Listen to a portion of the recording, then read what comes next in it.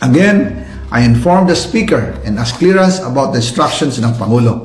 At ang sabi niya, wala tayong magagawa. Kaya po nagtataka ako kung bakit sinasabi ni Pangulo na hindi niya makilala ang budget, samantalang lahat na binawas at dinagdag sa mga ahensya ng gobyerno ay humihingi ng approval sa kanya si Sec. Mina Pangandaman.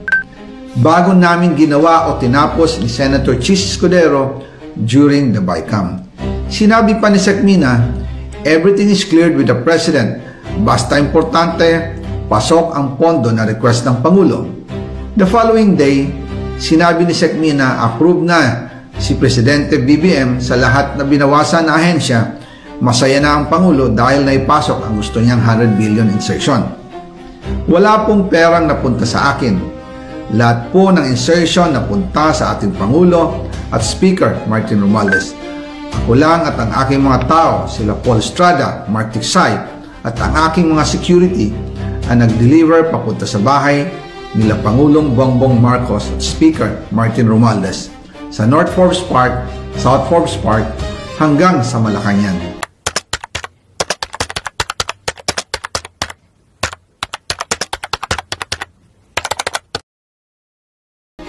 Yung mga deliveries po ay merong record ng aking mga tao.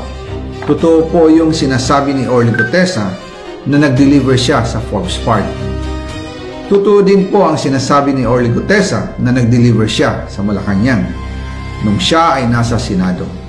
Para mapatunayan ang mga litrato na deliveries ay ilalabas ko po together with this video.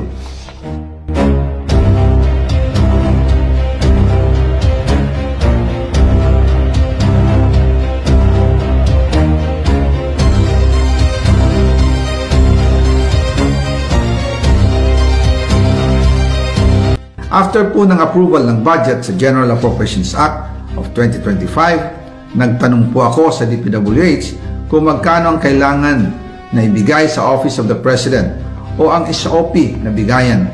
Ang sinagot sa akin ay 25%. Ang ibig sabihin nito, 25% ng 100 billion ang SOP na kailangan ibigay kay BBM mismo. In total, 25 billion ang napunta kay Pangulong Bongbong Marcos. Kaya ngayon ay hinahamon ko si Ombudsman Remulla kung seryoso talaga siya sa mga sinasabi niya sa kanyang press release na idadamay niya pati si Martin Romualdez kung magbibigay ako ng ebidensya. Patunayan niya ngayon ang pronouncement niya. Imbestigahan niya ang fraternity Brad at ang kanyang kaibigan na si Speaker Martin Romualdez kung talagang tutupad siya sa tungkulin niya. Imbestigahan din niya si President Bongbong Marcos. Sabi nga ni BBM nung SONA, let's do it right at mahiya naman kayo, hindi po ba? Nananawagan din po ako sa Senado na imbestigahan ang 100 billion insertion ni Presidente. Alam ko po na hindi gagawin ni Ombudsman Remulla ang hamon ko. Pero magaling ang Senado sa imbestigasyon at ako ay naniniwala na dahil sa kanila, lalabas ang katotohanan.